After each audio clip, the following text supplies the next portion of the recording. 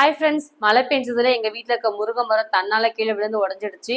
எங்க மரம் லைட்டா தட்டினாலே விழுந்துரும். இதுல மழை வேற பெஞ்சு காத்துல ஆடினதுனால ஃபுல்லா விழுந்துருச்சு. சரி, விழுந்த கீரையெல்லாம் கிளீன் பண்ணி எடுக்கலாம் சொல்லிட்டு கீரை தனியா பூ தனியா பறிச்சு அதை எடுத்து வச்சிட்டு இருக்கேன். இந்த முருங்கை கீரையை உருவுறதுக்கு பல மெத்தட் பல டெக்னிக் இருந்தாலும் கையில உருவுற மாதிரி வரவே வராது. இந்த கீரை உடம்புக்கு நல்லதுதாங்க. ஆனா இதை உட்காந்து கிளீன் பண்ணி எடுக்கிறதுக்கு 1 hour 2 மணி நேரமாவது ஆகும். அதை கிளீன் பண்ணி எடுக்கிறது ரொம்ப கஷ்டம் நினைச்சு நானே நிறைய நாள் கீரையை வாங்கவும் மாட்டேன், செய்யவும் மாட்டேன். யாராவது கிளீன் பண்ணி கொடுத்தா செய்யலாம் தோணும். ஆனா யாரும் செய்ய மாட்டாங்க. நம்ம தான் அதை இறங்கி செஞ்சாகணும். கீரை கிளீன் பண்றது கஷ்டம் நான் நினைக்கிறேன். உங்களுக்கு எப்படி ஈஸியா கஷ்டமா கண்டிப்பா கமெண்ட்ல சொல்லுங்க. கீரை சாம்பார்லாம் வைக்கிற மாதிரி இருந்தா கொஞ்சமா கீரை போட்டாலே போதும். ஆனா அந்த கீரை பொரியல நிறைய சேர்த்தாதான் எல்லாரும் சாப்பிட்ற மாதிரி பத்தும். சரி, ஒரு வழியா கஷ்டப்பட்டு முருங்கைக்கீரை எல்லாம் ஆஞ்சு கிளீன் பண்ணி எடுத்து வச்சிருக்கேன். சிம்பிள் அண்ட் டேஸ்டியா டக்குன்னு செய்யற மாதிரி முருங்கைக்கீரை பொரியல் தான் பார்க்க போறோம். எண்ணெய் ஊத்தி கடுகு போட்டு பூண்டு, காஞ்ச மிளகாய், வெங்காயம் இதை மூணையும் வதக்கிட்டு எல்லாத்தையும் நல்லா வதக்கிட்டு கழுகி வச்சுக்க முருங்கைக்கீரையை சேர்த்துட்டு கொஞ்சமா உப்பு சேர்த்துட்டு தண்ணியே இல்லாம இதை வதக்கி எடுக்கணும். ஒரு சில பேர்லாம் முருங்கைக்கீரை கழுவே மாட்டாங்க, டைரக்டா அப்படி செய்யறவங்களா இருப்பாங்க. அப்படி செய்யறவங்களா இருந்தீங்கன்னா வெங்காயம், காஞ்ச மிளகாய், பூண்டு இதை வதக்கிட்டு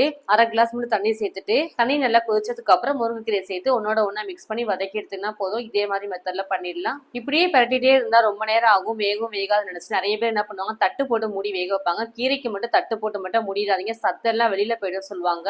இந்த குழம்பு சைட் டிஷ் எது பண்ணாலும் தட்டு போட்டு மூடலாம். ஆனா அந்த கீரைக்கு மட்டும் தட்டு போட்டு மூடக்கூடாது. ஏன் சொல்லியிருக்காங்கன்னு தெரியாது. ஏன் எதுக்கு மட்டும் கேட்டுறாதீங்க. என்கிட்ட சொன்னவங்களும் என்னை அப்படிதான் சொன்னாங்க. அதனால நீங்களும் அந்த மாதிரி கேட்காதீங்க. முருங்கைக்கீரை எல்லாம் நல்லா வதங்கினதுக்கு அப்புறம் லாஸ்டா தேங்காய் துருவல் சேர்த்துட்டு இறக்கிடலாம். ஒரு சில பேர் வேர்க்கடலை வறுத்து போடுறவங்க இருப்பாங்க. வேர்க்கடலை வறுத்து போடுற மாதிரி தான் தேங்காயோட சேர்த்து அரைச்சிட்டு போடுங்க, டேஸ்ட் சூப்பரா இருக்கும்.